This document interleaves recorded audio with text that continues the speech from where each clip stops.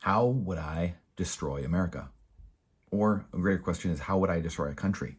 How do you rip it from its moral fabric that unifies people, that brings people together, that makes them fight for the same cause, and really just truth, logic, and first principles, natural law. There's many things you can do. The old Paul Harvey, the old Paul Harvey clip from decades ago. I can't remember when it's from now, but we have it posted on the YouTube and the blog here actually from about a year and a half ago. You can go see it, and it's called "If I Were the Devil," and the whole point of it is, if I were the devil, how would I destroy the United States of America? And he goes into it with talking about ripping God from society, and at the end of the day, people that are religious obviously are going to take comment to that comment, but maybe secular people or people that are not believers anymore, they take umbrage to that a lot of times. I've had many people ask me that over the years, and they say, well, what if I don't believe, or something like that, and they question that, which is fair. And I would say that religion, really, when you break it down to its principles, I had a priest friend the other day that was actually talking about this and talking about the Bible and saying how the Bible is really, if you want to break it down to its essence, it's a book of principles, really first principles wrapped in stories so humans can understand them. That's it, period. So when you look at it from that perspective, this is why the Bible reading is, when you talk to anyone that studied the Bible, there's a billion different interpretations or a billion different ways you can interpret each reading in your own life. And you can see it from 1,000 different angles, a billion different angles. Well, why is that? It's because they're rooted in nature's law, in first principles, and law of thermodynamics, and on and on and on. And these have just bore themselves out over time. That's why it's timeless. That's why it's lasted for thousands of years.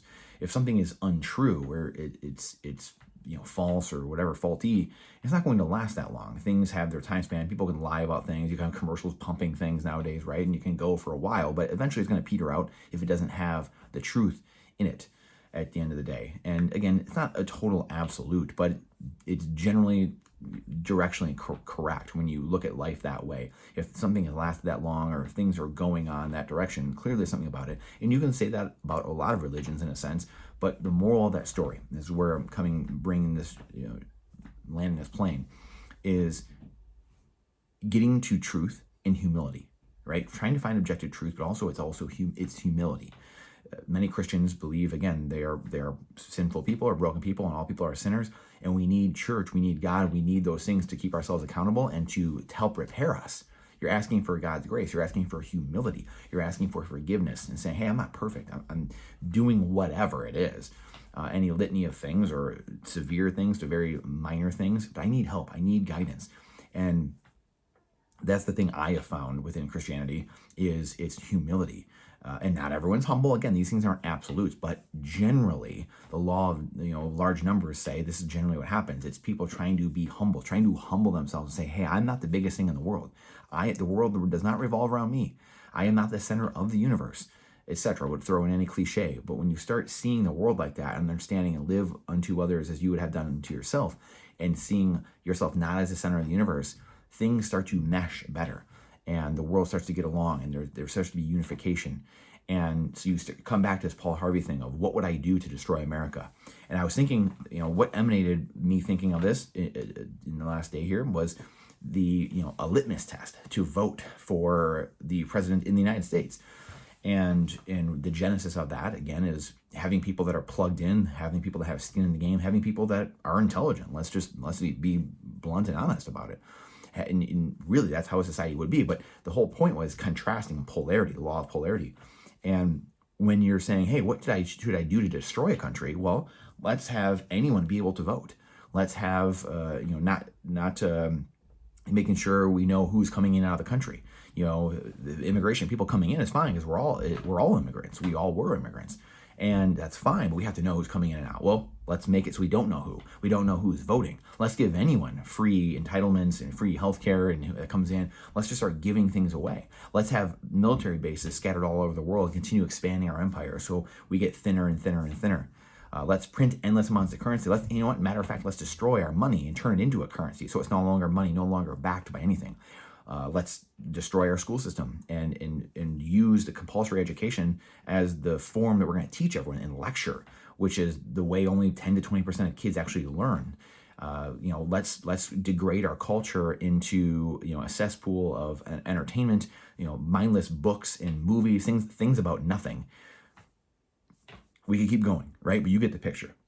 What would I do to destroy America? What would I do to fail? What would I do to have a society based on nothing, a society with no morals, a society with no direction, no guiding principles, no North Star? So using the law of contrast and polarity, Alex Hormozi has been talking about this lately if you follow him in the business world. And I was thinking about it from the political world or sound money world. And he was talking about it from, I believe it was, again, Charlie Munger, which we agree with a little bit, but we also disagree with a lot of things he did. Just passed away recently. But he talks about the law of, or not the law of contrasting, but contrasting and looking at the opposite. And it's hard sometimes for us humans to think positively or say, hey, what do I need to do to grow my business? Well, we don't always know that. However, what we can do, what humans are good at, is negativity. And we can say, what would I do to destroy my business? Well, you can write out a list of 30 things, like he has a big video, a viral video that he did. And then you can say, okay, I wrote up these 30 huge things to destroy my business. Now all I do is flip that on its head and say, well, now I've got to do the exact opposite of that. It's pretty easy when you start doing that. So how would I destroy a country? How would I destroy my family? How would I destroy my life? How would I destroy my business? And when you start mapping that out, you can say, wow, if I just write the exact opposite next to it, if I list those out and then write the exact opposite, the positive side next to it becomes very easy to understand what we need to start doing with our life, with our country, with our business, with ourselves, with our family, and we can grow these things stronger, because it is sometimes hard to tell what the right thing to do is. Obviously, like it's hard to understand, and I'm talking in a business sense. I think morally, the conscience that we're all given, people know what's right and wrong. Some people bury it further down than others, and we were rationalizing creatures.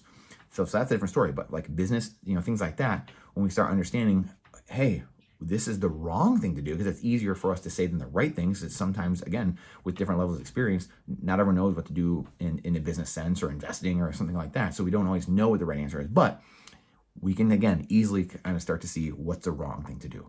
And once we have that, we can do the opposite to then start giving ourselves a better path. So let me know your thoughts on that. I think it's a really good exercise to do.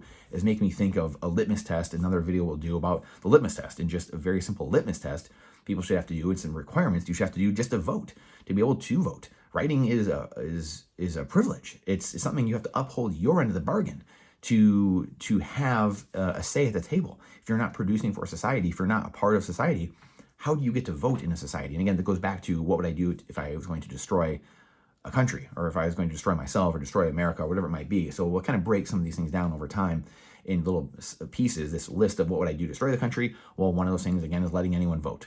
Hey, come in, come one, come all, and anyone can vote. Anyone can do anything. So we'll break this down in another video in my litmus test, one of the things, and I think you'll get a kick out of it, but I think it'd be a great litmus test for people to actually be able to reserve the ability to vote in America, because we're coming to a time where we need term limits. There's many things that should be done. Again, if you're trying to destroy a country, you're not going to do a lot of these things. So it lends the questions. What are we doing at this point? What are we doing as a people, as an American people?